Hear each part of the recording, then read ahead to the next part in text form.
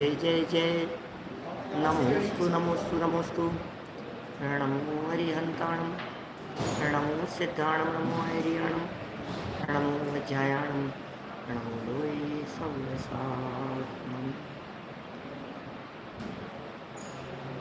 वन्दितु सर्वसिद्धे धूमचलमणो ममं गतिं पते रोचामि समय बाहुले सुध केवली मंडम नमः समय साराय स्वानुभूत्या चकासके चित स्वभावाय भावाय सर्वभावांतरिक्षे जिन स्वानुभूति से किरी मम स्वानुभूति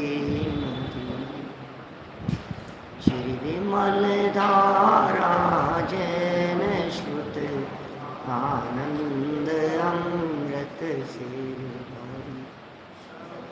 समता प्रवाह बहावती रागादि विकल्प तोड़ी के माँ सरस्वती प्रतिभाव वंदन दृष्टि निज में जोड़ी के दृष्टि निज में जोड़ी के। ग्रंथराज समयसार जी यहाँ विराजमान है। श्रीमद् भगवत कुंदकुंदाचार्य देव प्रणीत यह सुंदर ग्रंथ है और न केवल ग्रंथ सुंदर है, गाथा भी बहुत ही सुंदर और मार्मिक है। पिछले कई दिनों से इस गाथा के संदर्भ में हम चर्चा कर रहे हैं। यहाँ बड़ी अद्भुत चिंतन प्रस्तुत किया है, विचार करने के लिए हमें प्रेरित किया है। कुंदकुंदाचार्य देव के हृदय में बैठकर अमृत चंद्राचार्य देव ने बातें कही है। बातों में गहराई बहुत है और सूक्ष्मता बहुत है, क्योंकि उस अभिप्राय की तह में जाकर के यदि न देखा जाए तो वो बात समझ में आती नहीं है। मूल गाथा पद्यानुवाद पढ़ के ही अपन आगे बढ़ते हैं। निकालिए आप लोग पेज नंबर 143 मूल गाथा।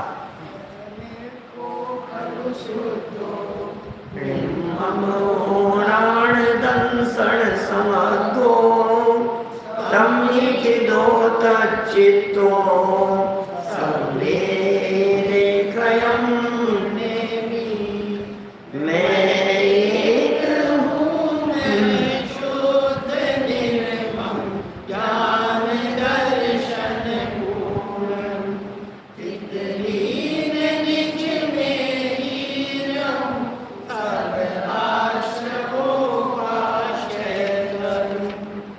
आश्रमों से निर्वृत्ति का उपाय क्या है, ये इस गाथा का मूल मुद्दा है।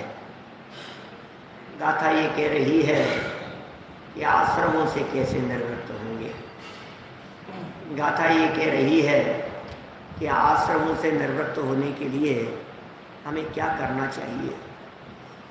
पिछले दिनों में जो चर्चा हुई है उसमें ये भी बताया गया है, चर्चा की है अपन लोगों ने, कि आश्रमों से निवृत्ति के उपाय का मतलब दुख निवृत्ति की विधि, दुख से छूटने की विधि।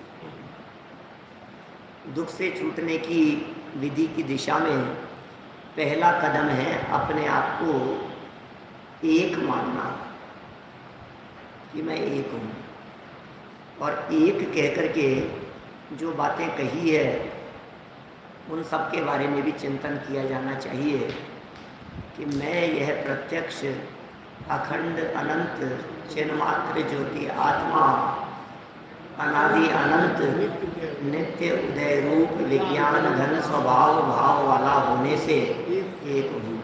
अभी भी याद नहीं है क्या? माने अभी भी अच्छे से वो शब्द याद नहीं है लोगों को, और अभी नहीं है तो फिर कभी नहीं होंगे, क्योंकि फिर तो अपन आगे बढ़ रहे हैं, है ना। और हम जानते हैं आगे बढ़ जाने के बाद पीछे सब सपाट होता रहता है। खैर, इस एक शब्द में जो गहराइयाँ थी उन सब की चर्चा पिछले दिनों में अपेक्षित विस्तार से हम कर चुके हैं, और आज हम शुद्धता की तरफ बढ़ना चाहते हैं बिना किसी विलंब के। और यदि आप चाहें तो आप उन सब बातों में जो पहले एक के संबंध में कही थी, नोट्स बनाएं, उपयोग को एकाग्र करें, अपने चिंतन को व्यवस्थित करें। कल मेरे से किसी ने कही ये बात, भूल गया कहाँ से आई, बोले हमने आपके द्वारा दिए गए इस मंत्र का जाप किया, और एक बार इस मंत्र का जाप करने में करीब 20-25 मिनट लगे। माने इतना चिंतन उसमें से किया जा सकता है। आँख बंद करके यदि आप बैठे हैं तो मैं यह हूँ, ये बात ही इतनी पावरफुल है अपने आप में कि मैं कौन हूँ। बोले मैं ये हूँ मैं, बस ये हूँ मैं, ये मतलब कौन, बस उसका विचार चिंतन, यही मैं हूँ। ये जो बोल रहा है, बोले ये बोलने वाला नहीं, ये जो जान रहा है, जो जाननहार तत्व इस देह देवालय में विराजमान है, ये ही मैं हूँ। एक्चुअल में क्या है, बातें बहुत होती है, प्रवचन बहुत सुनते हैं, सुनाते हैं, बात करते हैं, लेकिन जो अंदर में जो बात है ना, वो अनुभूति के लेवल पर वो उतरे तो ये आश्रम से निवृत्ति हो। पौन घंटा बैठ करके चले गए, 1 घंटा बैठ करके चले गए, प्रवचन सुन लिया, हमने सुना दिया और आपने सुन लिया, बहुत सारी बातें हो गई, कुछ कम नहीं, कुछ हासिल नहीं होगा। पिछले 40 साल के अंदर ऐसा नहीं कि मैं ये 73वीं गाथा आपने कभी सुनी नहीं हो। पहले मेरे सामने मोबाइल में बैठे हुए साधर्मियों से भी मैं पूछना चाहता हूँ, सबने सुनी होगी। समय सार के अभ्यासी कितने लोग हैं? समय सार के अभ्यासी साधर्मियों ने ये बातें खूब सुनी है।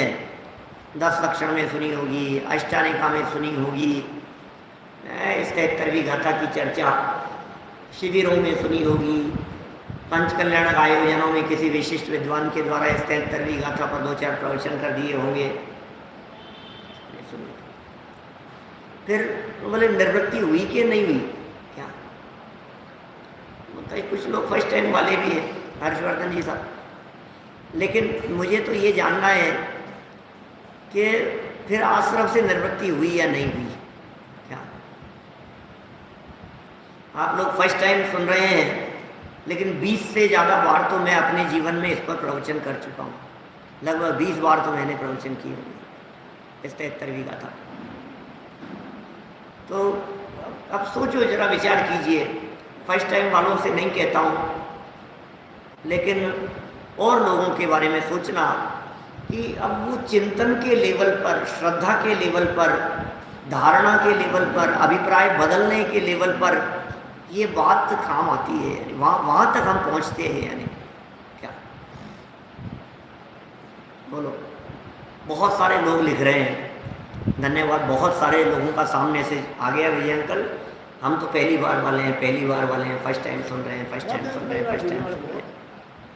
चलिए, बहुत अच्छी बात है जो लोग फर्स्ट टाइम सुन रहे हैं। वास्तव में तो उन्हीं को लक्ष्य में रख कर के बात होनी चाहिए, क्योंकि जिन्होंने कई बार सुन लिया फिर भी कुछ नहीं हुआ तो होगा तो पहली बार नहीं होगा। सच में होता है ना। देखो, जैसे मैं आपको बात कहूँ ना, ये यदि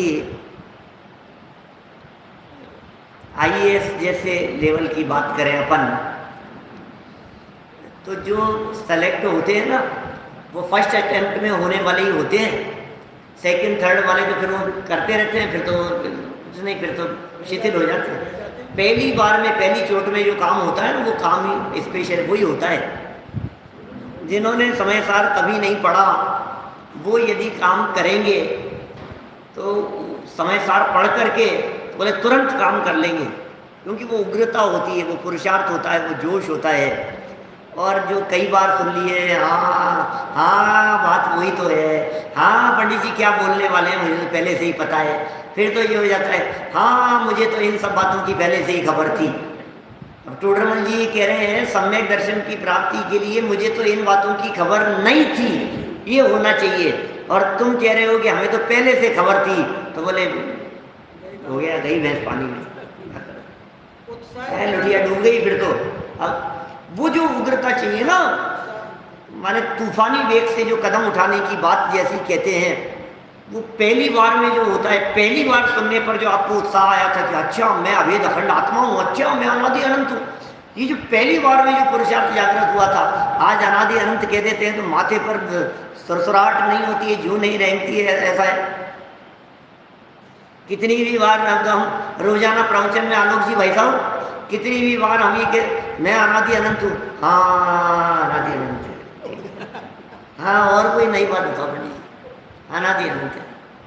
मैं ध्रुव आत्मा हूँ, हाँ वो तो है ही, ध्रुव आत्मा है, वो तो ठीक है। अरे ध्रुव आत्मा मान रहे हैं और यहाँ से नीचे उतर करके रो रहा है, झगड़ रहा है, लड़ाई कर रहा है, घर जाते माथे फोड़ रहा है, तो कहाँ गया तेरा वो ध्रुवता वाली बात? मैं अनादि अनंत हूँ, ध्रुव हूँ, परमानेंट हूँ, त्रिकाल हूँ, एक रूप रहने वाला हूँ, विज्ञान घन स्वभाव भाव वाला हूँ, विकार का मेरे में प्रवेश नहीं है, अशुद्धता मेरे में आती नहीं है, कर्मों ने मुझे छुआ नहीं है, राग द्वेष आदि मुझ में जन्म नहीं लेते हैं। ये जो बातें हैं, ये बातें सिर्फ सुनने सुनने तक ही रह गई क्या? बहुत इतने इतने लोग सामने लिख रहे हैं, मैं तो सोच भी नहीं सकता था कि इतने लोग पहली बार सुन रहे हैं। इतने इतने कमेंट लगातार यही कि हमने पहली बार, हम पहली बार सुन रहे हैं, पहली बार सुन रहे हैं, पहली बार सुन रहे हैं, first time first time first time. ऐसा लग रहा है जैसे ये फर्स्ट टाइम वाले ही लोगों की जड़ी लगी है। चलो कोई बात नहीं, प्रत्यक्ष हूँ, अनुभव का विषय बनना चाहिए, अखंड अनंत हूँ, अखंड तत्व हूँ, इसका मतलब तिल तिल करे देह के खंड, फिर भी मैं तो सदा अखंड, ये बात आनी चाहिए। तिल तिल करे देह के खंड, फिर भी मैं तो सदा अखंड। ओहो, सदा अखंड रहने वाला तत्व हूँ मैं तो, ज्ञायक तत्व हूँ मैं। और कैसा हूँ? अनंत काल तक रहने वाला हूँ, चैतन्य मात्र से पकड़ में आने वाला ये तत्व हूँ मैं। अनादि अनंत हूँ, इसका मतलब अजन्मा हूँ, इसका मतलब मेरा जन्म नहीं होता, इसका मतलब मेरा मरण नहीं होता, न मेरा जन्म होता है न मेरा मरण होता है। जब मेरा जन्म नहीं होता मैं काहे का जन्म दिवस मनाऊं, जब मेरा मरण नहीं होता तो मुझे मौत की किस बात की घबराहट है। ये बातें अनादि अनंत सुन करके फीलिंग में आनी चाहिए या नहीं? मास्टर साहब क्या करें बोलो? अरे मर जाऊंगा मर जाऊंगा, क्या मैं क्या मर जाऊं? क्या जान लोगे क्या मेरी हालत भी तो समझो। व्यक्ति किस तरह की बातें करता है, ये उनकी बात कर रहा हूँ जो अपने आप को अनादि अनंत कह करके उतरते हैं नीचे। अभी यदि आपसे उम्र पूछी जाए राजीव जी भाई साहब, तो प्रवचन सभा में यही कहेंगे आप, अरे मैं तो अनादि अनंत, मेरी काय क्यों बोलने में, क्यों अरुण जी भाई साहब बोलने में ये बोलेगा, हाँ शब्दों में यही कहेंगे आप, हाँ मैं तो अभी ठीक है 50 साल का हो गया, 55 साल का हो गया, 45 साल का हो गया, ठीक है। ये जो कहा जा रहा है ये शब्दों में कही जा रही है बात। असली बात तो ये है कि मैं तो अनादि अनंत हूँ। कहता तो ये समझना, आपने आपकी उम्र पूछी तो निहाली बाबू जी जवाब तो यही देंगे कि मैं तो अनादि अनंत हूँ। हाँ कहने के लिए आप कह दो कि मैं 75 साल का हो गया, 80 साल का हो गया, क्या, लेकिन सच में तो मैं अनादि अनंत हूँ। अब ये जो बोल रहे हैं ना, बिल्कुल इसका उल्टा है मामला। क्या कहा? बोलने में क्या बोला अपन ने राजीव जी साहब? प्रवचन सभा में जब प्रश्न पूछा गया तो हमने क्या बोला? भाई हकीकत में तो मैं अनादि अनंत हूँ, सच्चाई तो यही है कि मैं अनादि अनंत हूँ।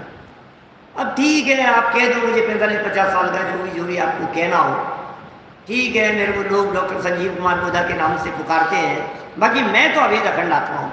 अब देखो जरा, बोलने में तो क्या कहा, हकीकत वो है और ये बोलने के लिए बोल रहा हूँ, जबकि वास्तविकता अब जिनवाणी ये कह रही है कि बेटा सुन, जिनवाणी ये कह रही है कि हकीकत में तो तू अपने आप को वर्तमान उम्र और वर्तमान नाम वाला ही जानता है, और जो अनादि अनंत कह रहा है वो अनादि अनंत कहने के लिए कह रहा है, पंडित जी को खुश करने के लिए कह रहा है।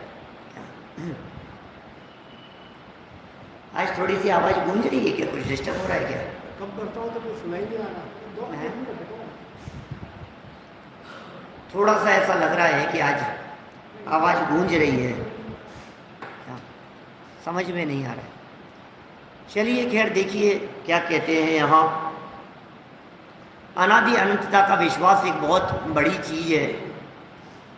अनादि अनंतता में बहुत मर्म छिपा हुआ है। अपने आप में अनादि अनंत, बस इतना ही महसूस कीजिए कि मैं अनादि अनंत हूँ, आपके सारे झमेले वैसे ही निपट जाएंगे।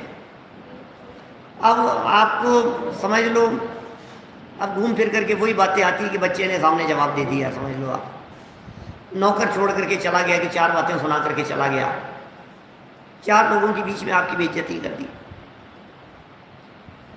अब ये सब होने के बावजूद भी जब आप अनादि अनंत सोचते हैं तो ये सारे संकट छोटे से दिखाई देते हैं और सब गायब हो जाते हैं। अरे यार क्या है, इसने कह दिया है, इसको पता है मैं तो जाने वाला हूँ, मेरे को कौन ये जो मुझे आप शब्द कह रहा है ये मेरे ऊपर लागू ही नहीं होते, मैं तो कब से हूँ और कब तक रहने वाला हूँ। तो अनादि अनंत का विचार करते ही अपने आप की विशालता ख्याल में आती है, और अपने आप की विशालता ख्याल में आते ही फिर वो चीज़ छोटी सी हो जाती है। जैसे समझ लीजिए ये इतना बड़ा आईपैड है, और इतने बड़े आईपैड में इतनी लंबी दरार पड़ जाए, मान लो सामने से ये इतनी लंबी इसके ऊपर दरार पड़ गई तो दिखती है, वो मायना रखती है। और हम ये कहें कि 100 फीट की कोई चीज़ है और 100 फीट की दीवार में कहीं किसी जगह पर कॉर्नर पर हल्का सा कील का निशान हो गया, तो फिर आप कहेंगे अरे यार इतनी सुंदर दिख रही, क्या हो गया? ठीक है, दीवार है घर में, मकान में, इतना सा कहीं किसी का गंदा हाथ का निशान लग गया, एक उंगली का, तो अब ठीक है होगा तो इसमें क्या है, दिमाग थोड़ी लगा, उसके लिए थोड़ी दोबारा पेंट कराते हैं पूरे मकान में। किसी मकान में मान लो 5000 स्क्वायर फीट का मकान है, अब 5000 स्क्वायर फीट के मकान में कि पूरा कलर पेंट होकर के नया बन करके तैयार हुआ है, और तैयार हुए भी 10 साल हुए, और अभी किसी बच्चे के द्वारा किसी गंदे हाथ की उंगली का कोई एक निशान लग गया, तो उसे क्या सोचता है, कोई मायना नहीं रखता है। यदि उस मकान की एक दीवार गिरने की कगार पर हो तब तो समझ में आती है टेंशन, लेकिन किसी एक जगह पर ऐसा हल्का सा निशान लग गया हो तो फिर आपको उसकी टेंशन होगी क्या? नहीं, इसमें क्या है, तो ठीक है यार, इसमें क्या है, ये देखो ना यार क्या कितना सुंदर बनाया। आज अपन इस मंदिर को देख करके इतनी तारीफ करते हैं, यार कितना सुंदर मंदिर है, कितना सुंदर है, तो क्या आप इस खंबे के ऊपर लगे हुए काले निशान को देख करके खेत के होते हैं? मंदिर की विशालता को देख करके प्रसन्न होते हैं ना, कितना विशाल है। तो जब विशाल पैमाने पर देखा जाता है तो छोटी सी चीज़ों को नज़रअंदाज कर दिया जाता है और अपने आप ही वे नज़रअंदाज हो जाती है।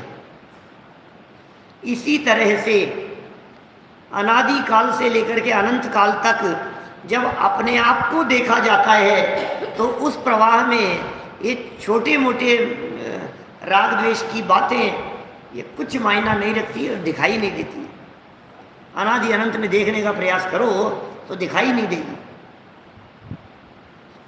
100 फीट की दीवार हो, मान लो ये आज अपने सामने की जो दीवार है, मान लीजिए 70 फीट की दीवार है, ऐसा मान लो 70 फीट की दीवार को जब आप दूर से देखते हैं तो आपको बिल्कुल साफ नजर आती है। अब पास में जाकर किसी व्यक्ति ने कहा नहीं देखो वहाँ एक हल्का सा निशान लग रहा है, बोले अरे यार किसको दिख रहा है वो निशान? क्यों?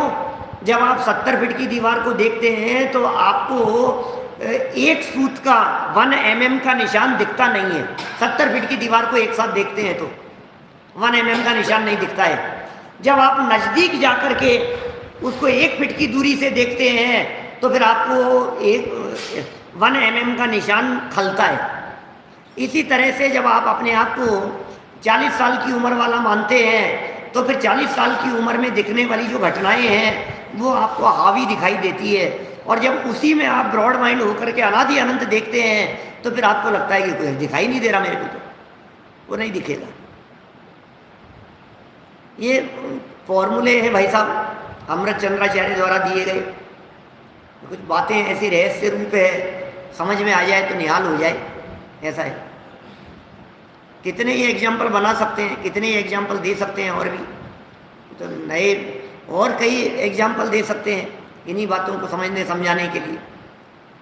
आप किसी मार्केट में देखते हो, जब किसी बाजार से गुजरते हो, जब आप शिमला मसूरी में कहीं इधर उधर घूमते हो, वहाँ की वादियों में इधर से उधर तक, जब आप किसी पार्क में घूमते हो, जब आप मैसूर गार्डन में जाते हो, तो आप उस गार्डन के विहंगम दृश्य को देखकर मैसूर में आप देख करके कितनी, और यार क्या गजब है भाई साहब। जब आपने उसे पूरे विशालता को देखा, क्या गजब है, तो वहाँ खड़े हुए किसी कर्मचारी ने कहा कि इधर आओ और यहाँ बैठो जरा, ये देखो इस पत्थर के नीचे देखो, यहाँ इस कॉर्नर के ऊपर ये दरार पड़ी है। लहरे चुप रहे। आप समझ रहे हैं बात क्या कहना चाह रहा हूँ। जब विशालता में देखा जाता है तो वो चीज़ नजर आती ही नहीं है, उसे कोई व्यक्ति देखता ही नहीं है। इसी तरह से हमारे वीतरागी संत जब इस विशाल गहरे भगवान आत्म तत्व को देखते हैं तो वे कहते हैं कि हमें जहाँ राग द्वेष की गंध नहीं, क्या ऐसा दिखता है। आप भी देखो, अनादि से अनंत काल तक अपने इस चैतन्य आत्म तत्व को देखो। जब आप अनादि से अनंत काल तक के अपने इस चैतन्य आत्म तत्व को देखते हो, मैं दावे के साथ कह सकता हूँ आपको अनादि अनंत स्वरूप में मनुष्य पर्याय तक नहीं दिखाई देगी। आपको अनादि अनंत स्वरूप में त्रियंच दशा नहीं दिखेगी। आपको अनादि अनंत स्वरूप में वृद्धावस्था दिखेगी ही नहीं। जब उसको इतना इनलार्ज किया जाता, इतना विशाल पैमाने पर देखा जाता है क्या, तो फिर वो दिखती ही नहीं है चीज़। किसी बड़ी चीज़ को जैसे समझ लीजिए, अभी मैं उसको इनलार्ज करने की बात नहीं कह रहा, उस लार्ज चीज़ को, अभी जम्बू द्वीप का नक्शा यदि आप आपके मोबाइल पर देखते हो तो आपको उस जम्बू द्वीप के नक्शे में, उस जम्बू द्वीप के चित्र में जयपुर के किसी झोंपड़पट्टी में, अजमेर की किसी झोंपड़पट्टी में, बम्बई के किसी झोंपड़पट्टी के बाहर झोंपड़पट्टियाँ दिख रही है क्या उसमें, जम्बू द्वीप के नक्शे में? जब आप पूरे जम्बू द्वीप को एक साथ देखते हैं तो आपको बम्बई की झोपड़पट्टियां कहाँ दिखेगी उसमें? अच्छा, उसको थोड़ा सा आप जूम करो, भरत क्षेत्र देखो, तो बोले भरत क्षेत्र देखने के अंदर भी बम्बई की झोपड़पट्टियां नहीं दिख रही है। बोले अब उसमें आर्यखंड देखो, बोले तो भी नहीं दिख रही है। अब आर्यखंड के अलावा आप उसमें भारत देखो, बोले भारत के नक्शे में भी आपको मुंबई की झोपड़पट्टियां नहीं दिखेगी। फिर आप अकेले मुंबई का नक्शा देखो तो अकेले मुंबई के नक्शे में भी आपको वो नहीं दिखेगी। वो तो जब आप उन झोपड़पट्टियों के नज़दीक जाकर के खड़े होंगे ना, तभी आपको दिखाई देगी। इसी तरह से मैं ये कह रहा हूँ कि किसी व्यक्ति ने आपको अपशब्द कहे, अब आप उन अपशब्दों के नज़दीक खड़े होकर के देखते हैं तो आपको वो अपशब्द दिखाई देते हैं। अब ये मैं कह रहा हूँ अपशब्दों से थोड़ा सा बड़ा देखो, माने 2-5 साल को देखो तो 2-5 साल के अंदर वो शब्द कहाँ खो जाएंगे पता ही नहीं लगेगा। फिर 50 साल की अपनी ज़िंदगी को देखो तो बोले उसमें दिखाई नहीं देते। तो अब और बड़ा देखो तो उसमें अभी भरत क्षेत्र के नक्शे में बंबई नहीं दिखाई देता आपको। तो ऐसे ही मैं ये कह रहा हूँ सागरों पर्यंत के जीवन में मनुष्य पर्याय नहीं दिखाई देती है, और अनादि अनंत के जीवन में आपको देव पर्याय नहीं दिखाई देती है, आपको नरक दशा नहीं दिखाई देती है। अब किस बात का रोना है? आप देखने का नजरिया है, आप कैसा देख रहे हैं। ये आचार्य देव अनादि अनंत दिखा रहे हैं। इसका मतलब जब आप अनादि अनंत देखेंगे तो अनादि अनंत देखने पर आपको ये सब चीजें दिखेंगी ही नहीं। निगाह में अनादि अनंतता लेने पर ये सब बातें दिखना स्वयं बंद हो जाती है। ये कुछ ऐसी अद्भुत बात है। चलिए, इस तरह से विज्ञान घन स्वभाव भाव वाला क्या होने से मैं एक हूँ, और घन की जो चर्चा कल हमने की थी, ऐसा घन बताया जिस घन में कुछ आ नहीं सकता। आ ही नहीं सकता है। घन कहते ही उसे हैं जिसमें कुछ आ नहीं सकता, जिसमें विकृति आ नहीं सकती, जिसमें से बाहर का कुछ आवे नहीं, जिसमें, और जिसमें से कुछ निकल करके बाहर जावे नहीं, उसे कहते हैं घन। घन डबल साइड सिक्योरिटी होती है घन में। क्या आजकल ये चलते हैं ना आपकी ईमेल में, आपके इन चीज़ों में, सब में पासवर्ड वगैरह, वो क्या कहते हैं उसको, डबल सिक्योरिटी होती है उसमें। आईडी पासवर्ड हैं? आईडी पासवर्ड वगैरह होते हैं। हाँ, मतलब वो क्या विशिष्ट शब्दावली का प्रयोग करते हैं, सब टेक्नोलॉजी जानने वाले लोग ज़्यादा प्रयोग करते हैं। लेकिन OTP वगैरह के लिए और ऐसी कैसी फैसिलिटी होती है जिग्नेश भाई, आपको मोबाइल पर आएगा, वेरिफिकेशन आएगा, फिर उस पर वेरिफिकेशन आएगा, फिर 2 जगह से आप उसको ओके करोगे तब जा कर के वो मतलब मानेंगे कि आप ही हो, ऐसा।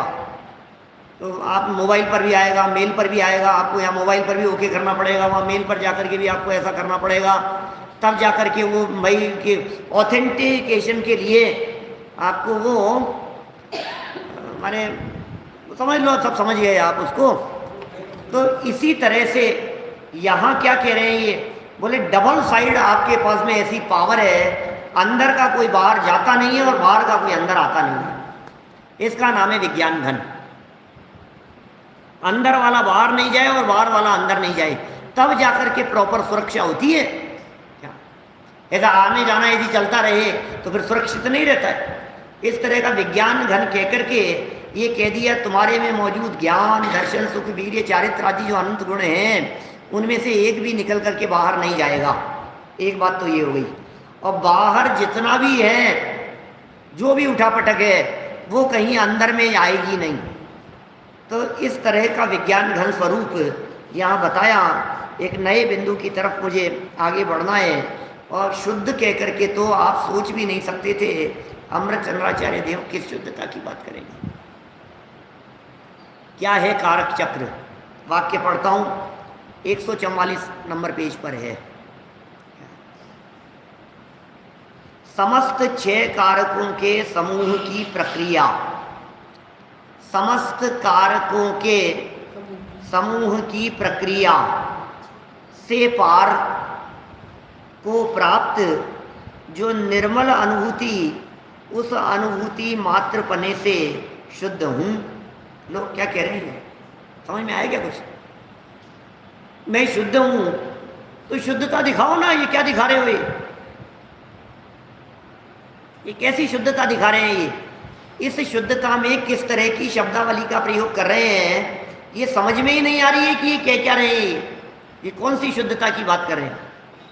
समस्त कारकों के समूह की प्रक्रिया से पार निर्मल अनुभूति, अनुभूति मात्र पने से शुद्ध हूं। कुछ भी समझ में नहीं आया क्या भाई साहब? यदि नहीं समझ में आया है, वो इसलिए नहीं समझ में आया है कि पहली बार सुन रहे हैं। बहुत गहराई है यहाँ पहले ये समझिए, समस्त कारकों के समूह की प्रक्रिया से पार। तो कारकों के समूह की प्रक्रिया क्या चीज है? कर्ता, कर्म, करण, संप्रदान, अपादान और अधिकरण, ये 6 हैं। समस्त कारकों के समूह, कारक किसे कहते हैं आप जानते हैं? करोति क्रियाम निर्वर्तयति कारक है। कार्य के संपन्न होने में जो अनिवार्य रूप से लागू होवे उसकी प्रक्रिया, उसकी निष्पादन प्रक्रिया कार्य के होने की, उनका नाम कारक है। कार्य के होने में कर्ता होगा कोई ना कोई, कर्म होगा, करण माने साधन होगा, क्या संप्रदान, वो काम किसी न किसी के लिए किया गया होगा, किसी में से होगा, किसी के आधार से होगा। माने ये 6 कारक कहे जाते हैं, 6 कारक। यद्यपि संस्कृत में 7 मानते हैं, संबोधन को मिलाकर के 8 मानते हैं। अपने यहाँ जैन परंपरा में संबंध और संबोधन, इन 2 को कारक नहीं स्वीकार किया गया है। 8 कारक मानते हैं ना तो संस्कृत में, तो संबोधन को कारक नहीं माना। बोले संबोधन में कारक क्या है? ये तो संबोधन किया, हे राम कह करके पुकारा आपने, ये संबोधन कुछ नहीं, इससे काम होने में क्या लेना देना है उसका। और दूसरी बात संबंध, तो कहते हैं संबंध जब एक द्रव्य का दूसरे द्रव्य के साथ में संबंध है ही नहीं तो संबंध कारक होता ही नहीं है हमारे यहाँ। क्या हिंदी सब्जेक्ट में पढ़े होंगे ना आपने ये सब कारक, 8 कारक पढ़े हैं। कर्ता ने, कर्म को, करण से, संप्रदान के लिए, अपादान में से, संबंध काके की, अधिकरण में, पर, संबोधन हे हरे। क्या ऐसे पढ़े हैं बचपन में।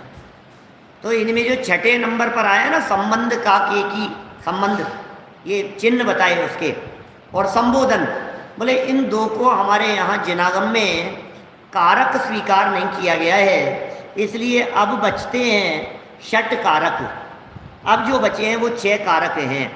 तो एक बात तो ये समझ में आ गई कि जो कारक होते हैं वो कार्य के होने में लागू होते हैं। कारक किसे कहते हैं? जब भी काम होगा तो कारक होंगे, काम ही नहीं हुआ तो कारक किसका?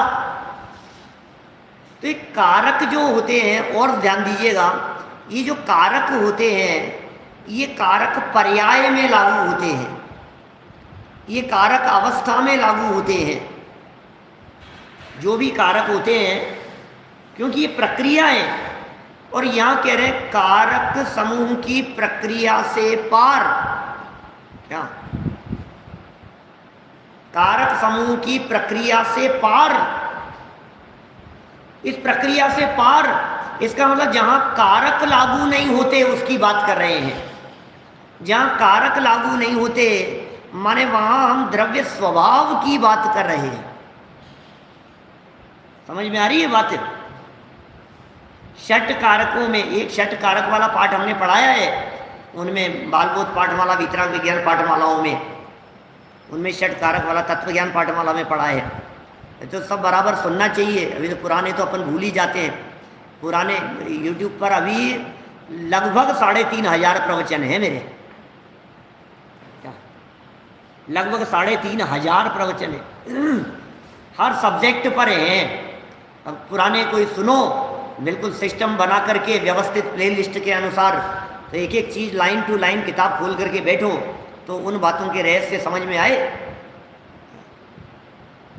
हमें वो रहस्य समझ में नहीं आते हमारे को, ये क्या कहना, ऐसे कहीं भी कुछ भी सुन लिया, ऐसा थोड़ी ना चलता है। आप यदि लाइन टू लाइन सुनना चाहें तो कितने ग्रंथों के ऊपर वर्ड टू वर्ड प्रवचन अपने हो गए हैं। मोक्ष मार्ग प्रकाशक, पुरुषार्थ सिद्धि उपाय, ये तो है ही, इष्टोपदेश पर है, तत्वार्थ सूत्र पर है, भक्तामर पर है, कार्तिक है, पुरुषार्थ सिद्धि उपाय पर है, छेड़ाला पर है, इष्टोपदेश पर है।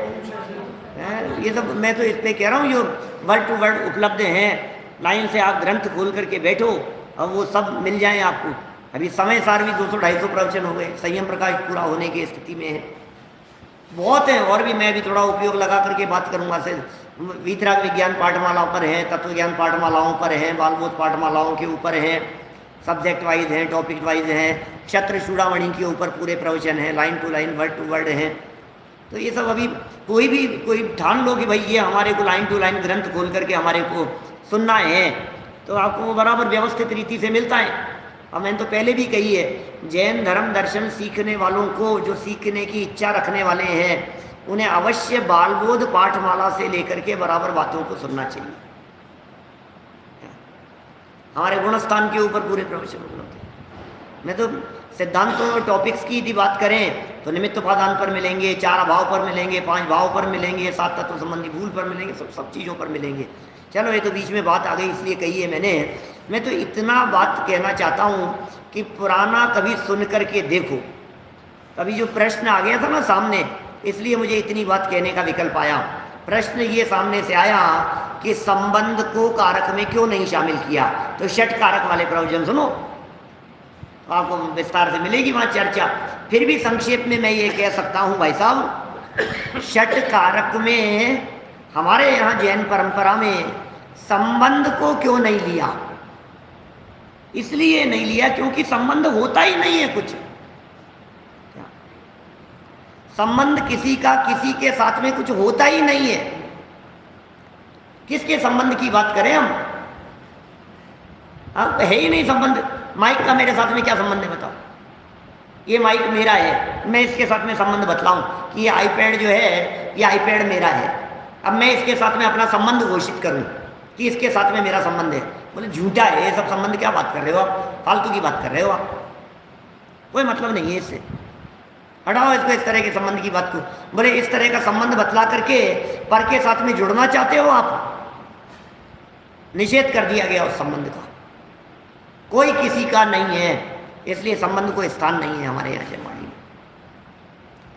तो कारक लागू होते हैं जहाँ काम होता है, और यहाँ जिस अनुभूति की बात कर रहे हैं, एक बात और समझिएगा आप, यहाँ जो अनुभूति शब्द का प्रयोग किया गया है, ये अनुभूति शब्द का प्रयोग भी पर्याय के अर्थ में नहीं है, द्रव्य स्वभाव के अर्थ में है। क्योंकि यहाँ अनुभूति स्वरूप भगवान आत्मा कह रहे हैं, अनुभूति मात्रपने से शुद्ध कह रहे हैं। ख्याल में आ रही है क्या बात? यहाँ जिस शुद्धता की बात कर रहे हैं, शुद्ध क्यों कह दिया? अभी बहुत मर्म इसमें छिपे हुए हैं। थोड़ा सा ऐसा लग रहा है जैसे मेरे को गले पर भी जोर पड़ रहा है, ऐसा लग रहा है ना।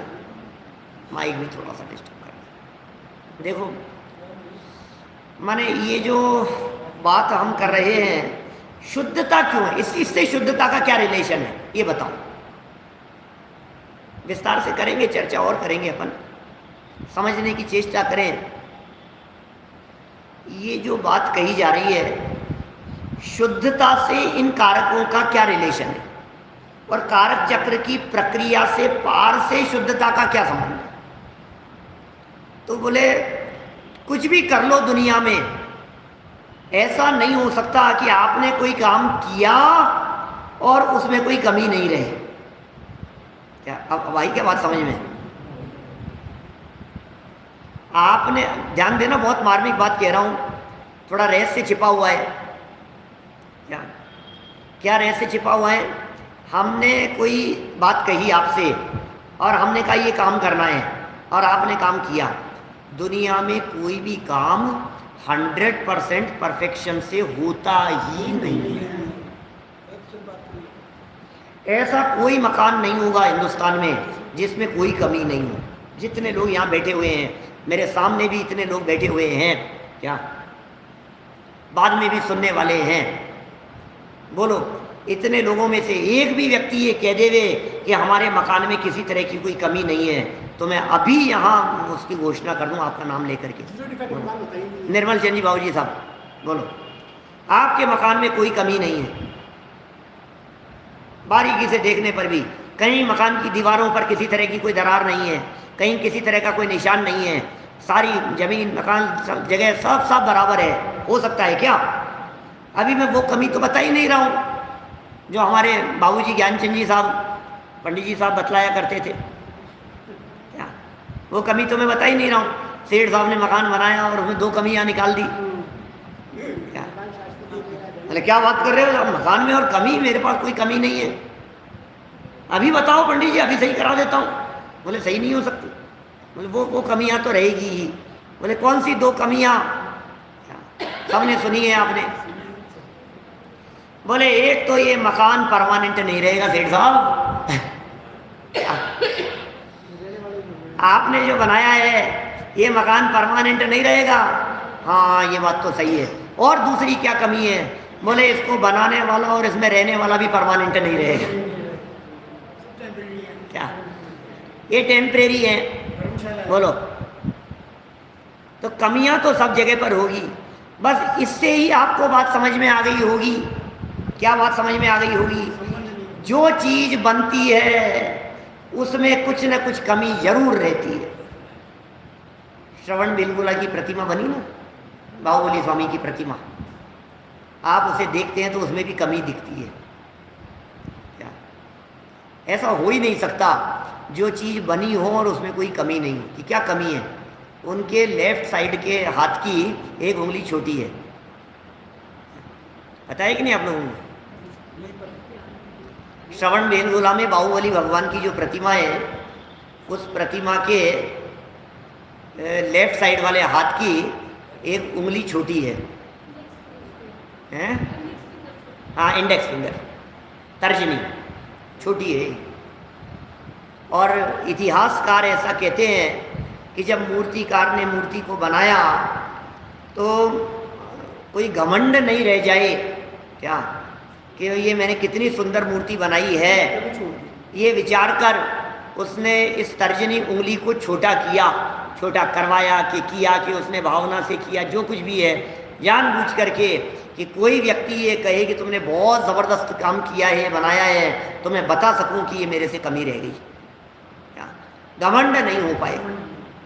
ये दुनिया का स्वरूप ही ऐसा ही है। मेरे इस वाक्य से कि जो भी चीज़ बनती है उसमें कुछ न कुछ कमी रहती है, शायद आपको वो रहस्य ख्याल में आ गया होगा जो यहाँ कहना चाहते हैं। कारक माने काम होना, कारक माने नवीनीकरण, कारक माने किसी कार्य का जन्म लेना, कारक माने नया कार्य उत्पन्न होना। जब कार्य उत्पन्न होता है तो अशुद्धि हुए बिना नहीं रहती, और कारकों की प्रक्रिया से पार माने नया काम ही नहीं हुआ। बोले अनादि काल से अनंत काल तक है, बोले अब निकालो इसमें कोई कमी। समझ में आ रही है क्या बात? क्या नीरज जी साहब? जन्म हुआ है, मनुष्य शरीर है, तो कमियां तो होगी। जिसका जन्म होगा उसमें कमी होगी, जन्म मरण वाले में कुछ ना कुछ कमी। अब समस्या तब खड़ी होती है कि हम उन कमियों को स्वीकार नहीं करके, उसे स्वीकार नहीं करके हम ये समझते उसको परिपूर्ण देखना चाहते हैं, तो फिर झगड़े खड़े होते हैं। जहाँ भी विवाद खड़े होते हैं, दोस्तों के बीच में, रिश्तेदारों के बीच में, परिवार वालों के बीच में, जहाँ भी कोई कमी देखी तो ऐसे ही है, इनका तो ऐसा ही है, ऐसा ही है, तो भगवान थोड़ी ना है। अब भगवान नहीं है तो कमियां तो होगी ही ना। तो ये बात यहाँ कहना चाह रहे हैं, कारक चक्र की प्रक्रिया से पार को प्राप्त। जब आप कारक चक्र की प्रक्रिया से पार देखते हैं तो एक निर्मल अनुभूति स्वरूप भगवान आत्मा दिखाई देता है, और उस अनुभूति पने से देखने पर आपको वो परम पवित्र शुद्ध दिखाई देगा। ये शुद्धता है। मैं यदि और स्पष्टीकरण करूं इन बातों का, और यदि मैं खोलने की बात करूं, तो मैं ये कह सकता हूं,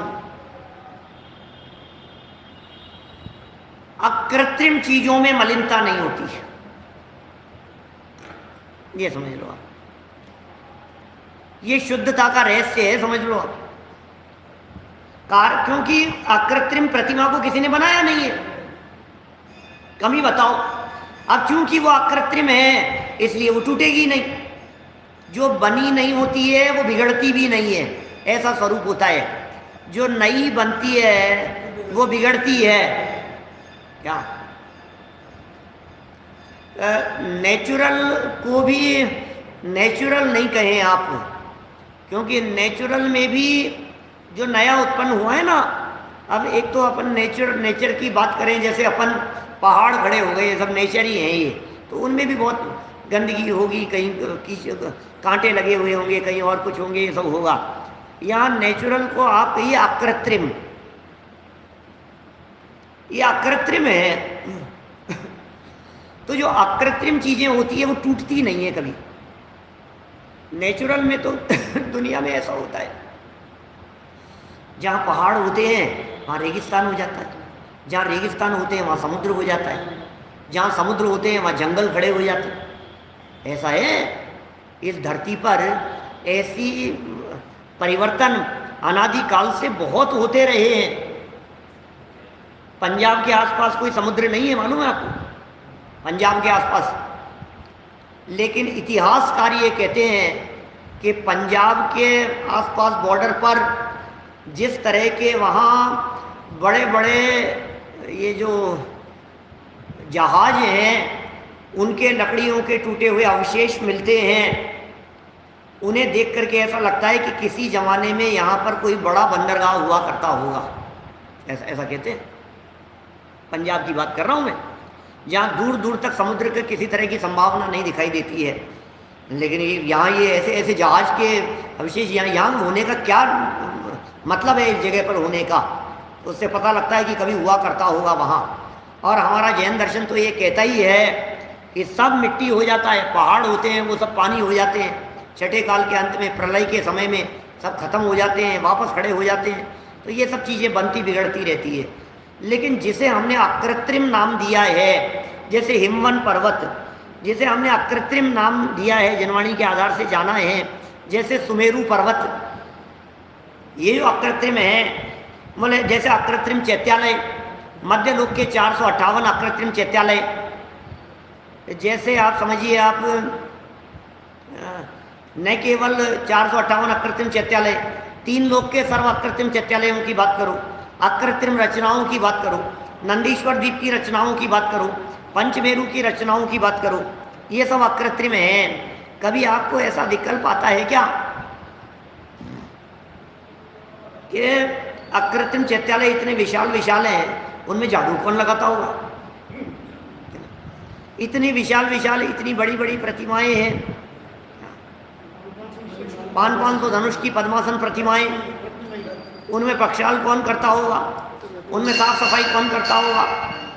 उनमें भी वापस मंजन करने की जरूरत पड़ती होगी क्या?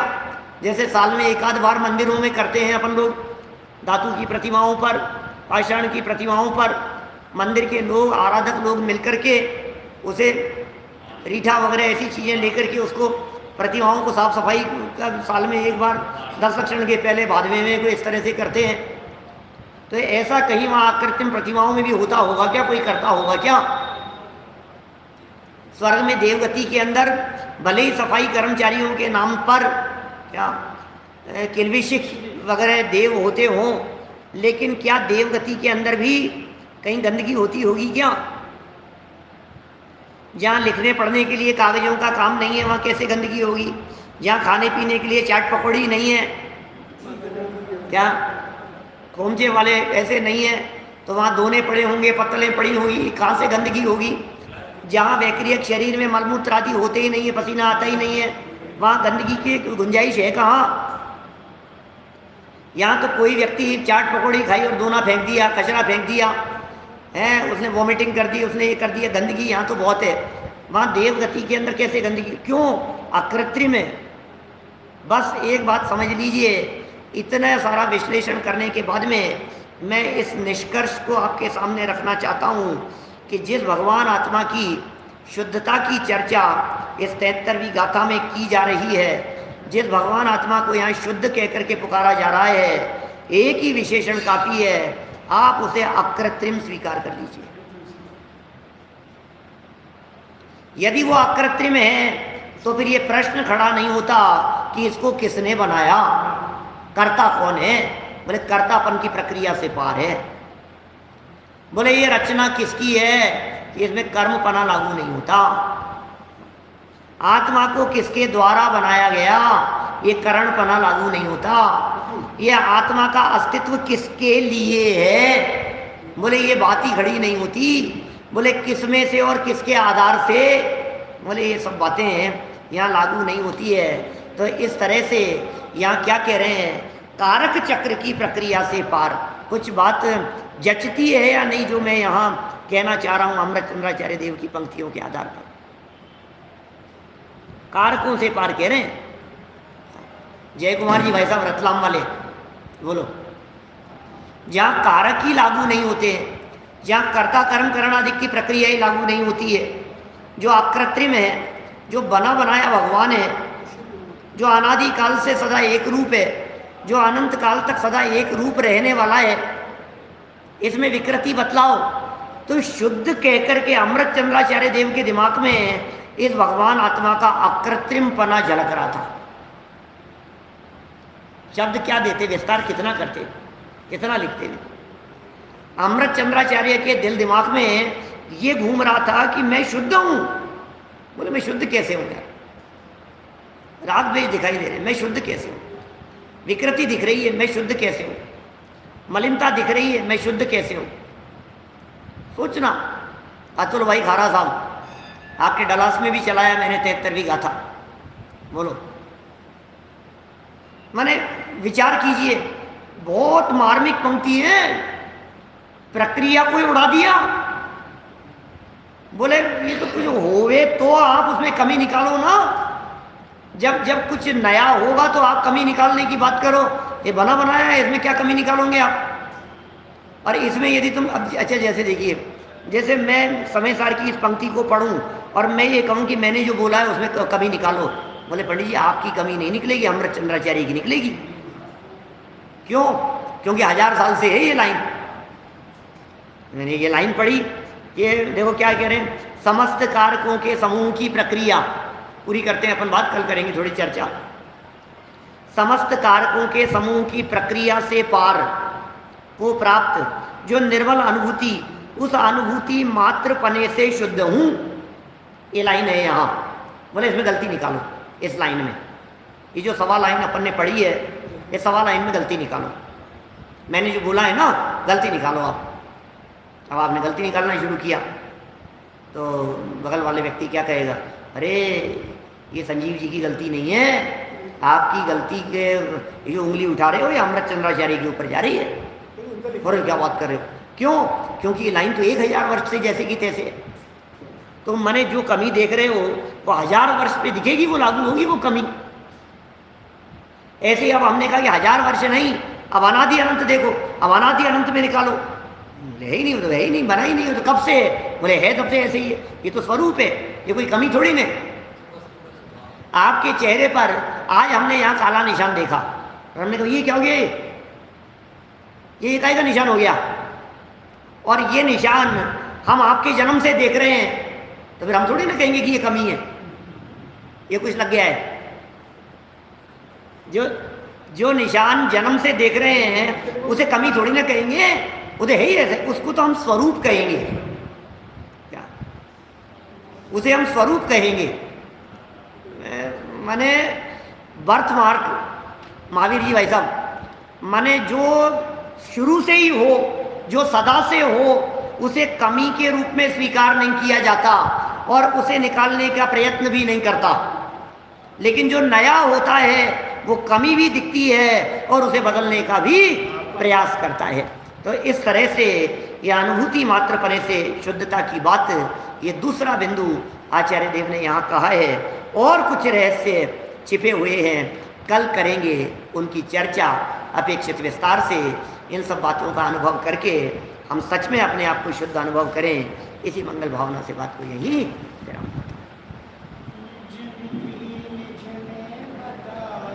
यह अनंत उपकार है उसके लिए जिन वाणी माँ को वंदना शतवार है।